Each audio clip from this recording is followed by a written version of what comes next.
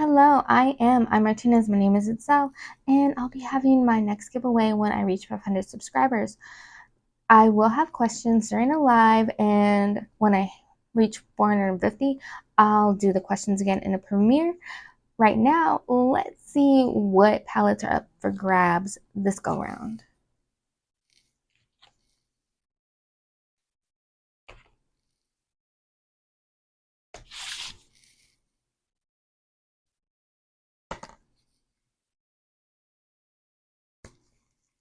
So be sure to share me out to help me get there. Be sure to give the video a thumbs up if you like it.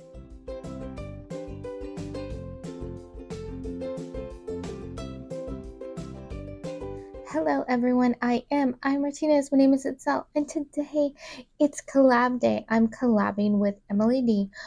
I asked her to collab with me on this makeup video. We will be doing makeup looks to celebrate Mother's Day with our family. So maybe it'll help you get some inspiration. So I will be using this palette today. It's my first time using it, so let's get some brushes. I have them scattered, so don't mind me. I don't know exactly what I'm doing. I know no tape, and I want like a purple look. So I need to spin this around.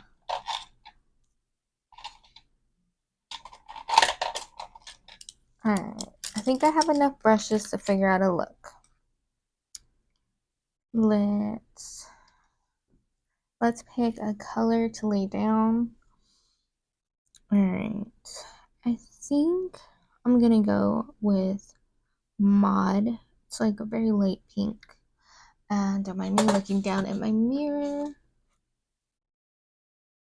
So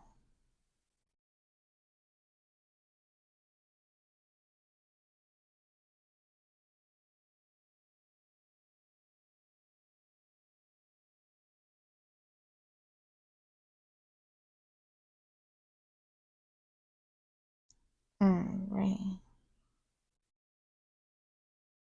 So in honor of Mother's Day, we will be talking about our experiences with motherhood and, the differences, if there's any, between our first kids, because I have twins first, and then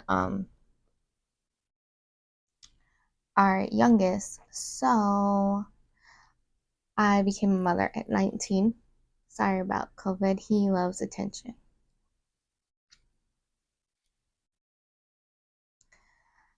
Um, I didn't know what to expect from having twins, other than obviously two babies, but I didn't know, how exhausting taking care of two at the same time would be.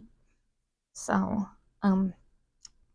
they were in the NICU for 100 and 107 days.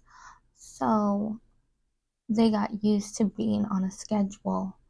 So I stuck to it. I stuck to their schedule, and their schedule changed, as they got older, but I stuck to the schedule, stuck to structure, and it helped me a lot. So many people got a little frustrated with me because they need in-home therapies, and we had a therapist where we set up a time. She was I believe an occupational therapist, and we set up a time for her that was like, I think, like 11 a.m. It was like in a time frame that worked for us. It was like 10 or 11, I can't remember. Maybe it was 10 a.m. where it was in between their naps, like when they're awake and when they nap, because they would nap in the afternoon. So she had other clients that needed her more, and her own children and all these things, so she ended up pushing us back until 1 when they would be asleep, and she'd be getting upset with us because they were asleep. Like, how can I not wake them up, readjust their schedule to fit hers? Like, we're not doing that. Like, obviously our schedule doesn't work for you anymore, so we're gonna have to let you go, and we're gonna have to find somebody that can fit us into their schedule. Like, that's not me. I could never do that. Like, people would want me to work them, like, prioritize them above my kids. Like, I'm not doing that. Like, if I mess up their schedule, my schedule gets messed up, we're all cranky. Like, it's not productive. So we're not doing that. So I very much stick to a schedule with them, and no, can't say much more than we stuck to our schedule, and they were in preschool. Um, you know, uh, they would have been in like a grade higher than they are. They didn't get held back or anything. It's just we ended up moving when they would have started school, and the school that they would have gone to is the only one in our area that their cutoff is the end of December, because most areas are like August. So, then you're pushed back to the next year because of your birthday. So, yep. So, they got pushed back, but we manage, we do well, we're really good in school most of the time. And I think, I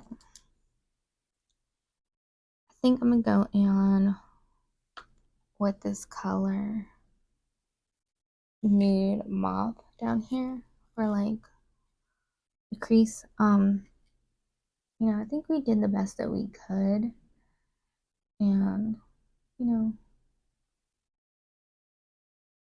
I was very much the helicopter parent with them. I think I still am. And you know um I almost lost them like twice when I was pregnant. They coded in the hospital, so yeah, like, I don't take kindly to people being rude to my kids. It's just like, we've been through hell to get here. I'm not gonna let your attitude take them out. Like, no, we're not playing that. Because, yeah, mental health is so important, and people don't realize the things they say, the things they do can affect somebody so much. Maybe one day they'll realize that. So, yep, I don't put up with crap when it comes to my kids. Now, with my youngest, my pregnancy was really good. I had like what I prayed for, a, a normal pregnancy, like all the symptoms most mothers get: lots of heartburn, lots of nausea, um, swollen feet. What else? Oh, we had to be on shots. I forget the name. I think they called the shots McKenna, and for like 20 weeks of my pregnancy. It's supposed to help the baby stand, because the doctor really wanted me to be on them after my twins were so premature. Um, the loss of my second pregnancy.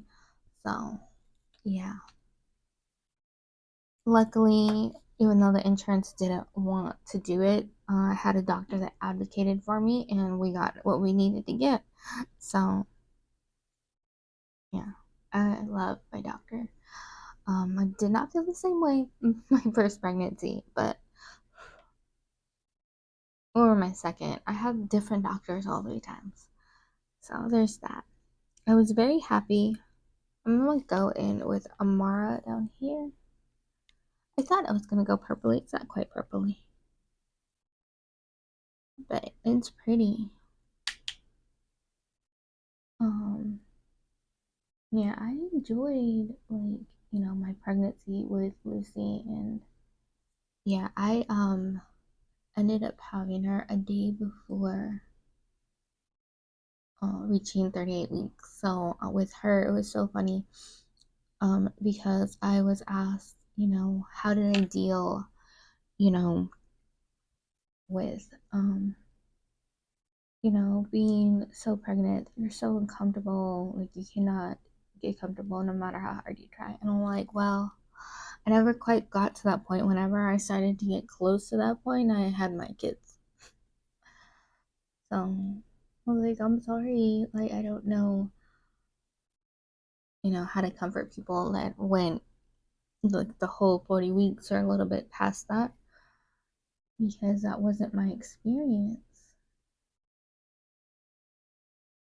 My experience was I had my kids before they were supposed to come. None of my kids were due in September, but yet all of them were born in September. Don't tell me why. There's something amazing about September. There's gotta be.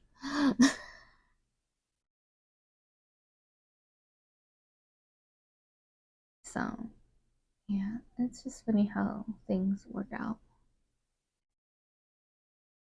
But yeah, with Lou, she's a very extrovert child, so it's like learning just to wrangle her, to draw her back in, to get her to stop talking to strangers. Um, yeah, what's funny is I have a little experience with that because my younger brother, that has the same age gap that my twins and Lucy have, was like that. So I got all the practice with him, getting him to stop talking to strangers. So yeah,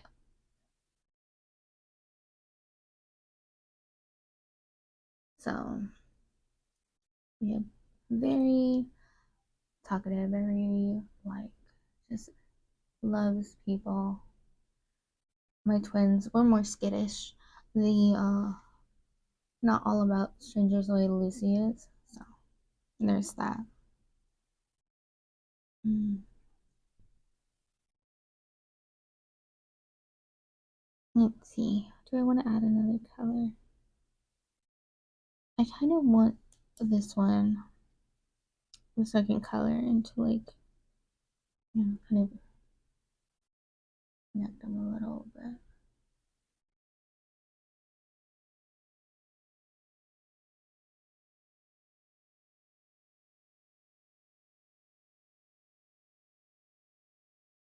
Hmm. I don't know.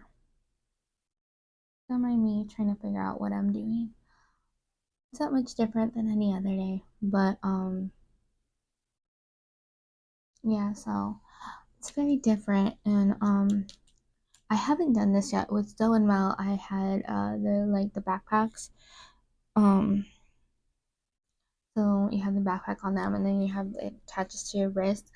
And I've been going back and forth with that for Lou.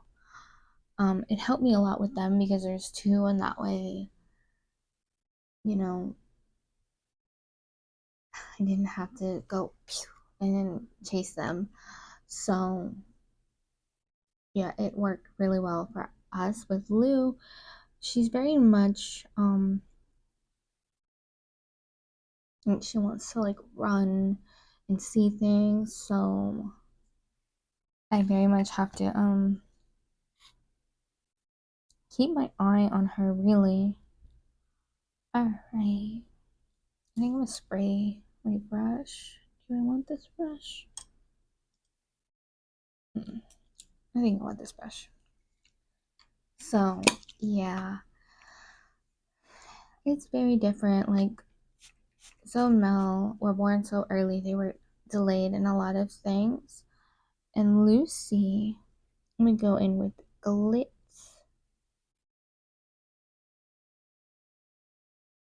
Lucy, she's very advanced. Very advanced. She was talking like around 6 or 7 months. Oh, Zoe and Mel were not talking at that age. She was walking before the year, like 10 or 11 months. So I make jokes and I say she takes after both of my brothers because my older brother was talking really young, like Lucy, and then my younger brother was walking by like 9 or 10 months. So, yep, she's very advanced. She hasn't stopped talking, and like I think by her first year, she was already putting like at least 2 words together. So, yeah, if not three. Like, she has not stopped. And she has like this sassy attitude. Like, sometimes when you tell her stuff, she looks at you and she's like, seriously? I'm like, yes, seriously. And then she like sighs and she's like, you're so exhausting. Excuse me. A lot of sass went into that one. So, and I think, some now were sassy too. So with Lucy, she had her dairy allergy. We didn't know what was going on. And like, um, I said this before. I don't know if I said it in a video, but it's like I've had to go because, in my opinion, there are three, as a person and as a parent, there are three scary doctors, that you don't want to go to. Cardiologist, which I went to with my twins, neurologist, which I went to with my youngest, like a heart doctor, brain doctor. Those were all scary. Because we were trying to figure out what was going on with her before we found out like about her dairy allergy. We wanted to make sure that her head was like okay because it was so big and she was so colicky. So we're like, is it something serious? But it wasn't. It was just an allergy and we dealt with it. So that was so scary about being there. Um and the third scary doctor, if you couldn't think of it, is the oncologist. I don't want to go there ever. But yeah. So um what was I gonna tell you guys?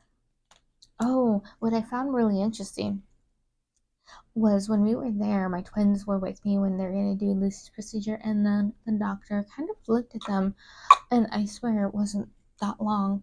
She looked at them and she asked me, "Are they were premature, right?" And I said yes, and then she's like, 26 to 27 weeks, and I'm like, yeah, yes. She said she could tell by their head shape, and I was like, that just threw me. Like, I had no idea that like neurologists could do that. No idea. I think she was a neurosurgeon, but yeah, I had no idea they could do that. Like, it threw me for a loop. I'm just like, dang, that's cool and kind of weird. I felt like talking to a fortune teller. Like, how did you know that? But yeah, it was very interesting. So let's finish up the look. Mm.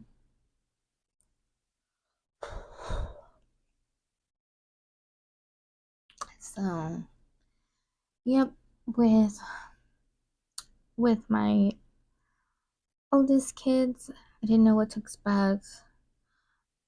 With Lucy, I thought I knew what to expect, but you know, never dealing with an allergy. I wasn't expecting that one, and with none of my kids, I really got to breastfeed with my girls, Zoe and Mel. The the milk was going into their lungs, so they needed to be put on thickener. They said they called it honey thick. Um, So I had to exclusively pump. So yeah, I didn't get the whole like bonding moment with them with that with Lucy because of her allergy. I couldn't, like, she would scream bloody murder. So I think mm, I think I'm gonna go with Helio down here. I know it's not really inner corner lake, but uh, we're just gonna roll with it. Yeah. So with Lucy, I couldn't because of her allergy. So I had to again exclusively pump. So zone mal, I could only do it for 3 months, and I felt horrible. I felt like such a letdown, a failure.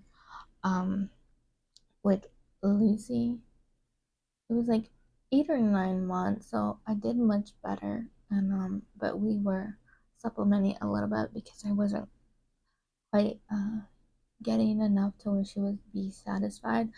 So that was a little hard, but I was still able to do it for as long as I could. And when my supply just was not increasing and was more decreasing, I was like, you know what, we have to stop, like, for my own mental health. And that's okay. Like, do what works for you and your body, and don't feel bad. You know, if Nicole down the street had breastfed her all of 5 of her children for 3 years each, don't feel bad that you couldn't. I just threw a random name. But yeah. So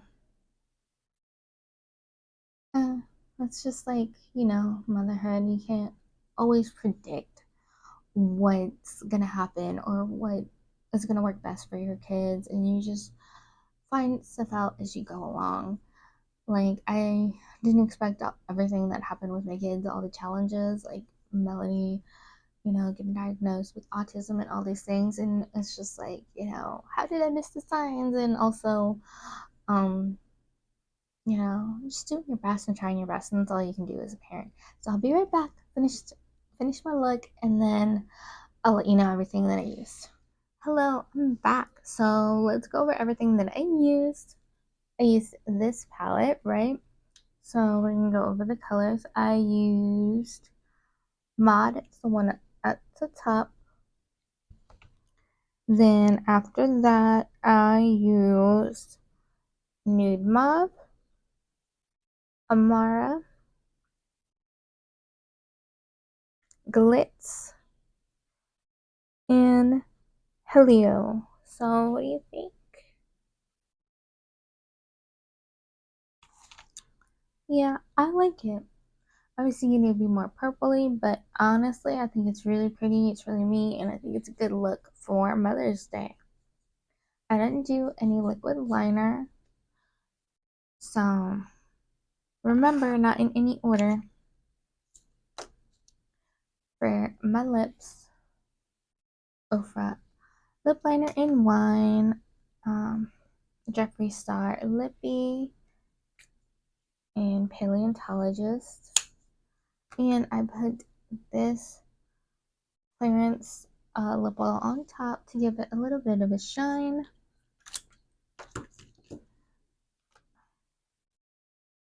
Mascara,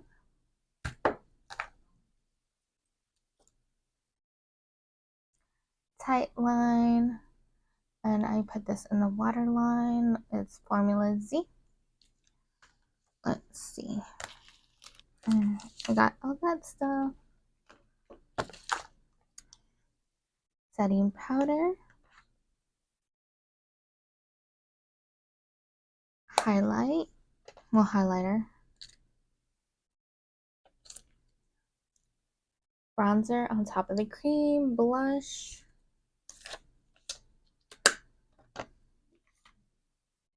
Too Faced cream bronzer, and I believe this is the second shade.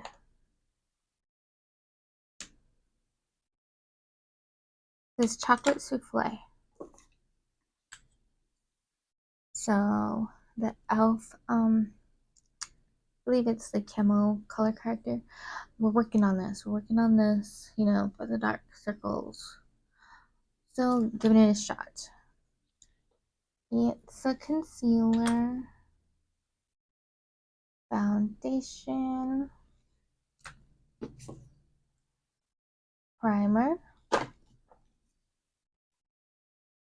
brow pencil, brow gel, and setting spray. So this is everything that I use. I hope you like the look. Don't forget to go over to Emily's channel. You'll love her. She does the most beautiful makeup looks, and um I love, when she does her skincare, when she shows you what she's won. So I hope, you show her some love. If you haven't already, be sure to subscribe to her and let her know I sent you. Say hello and let her know what you think of her look and her motherhood journey. Bye.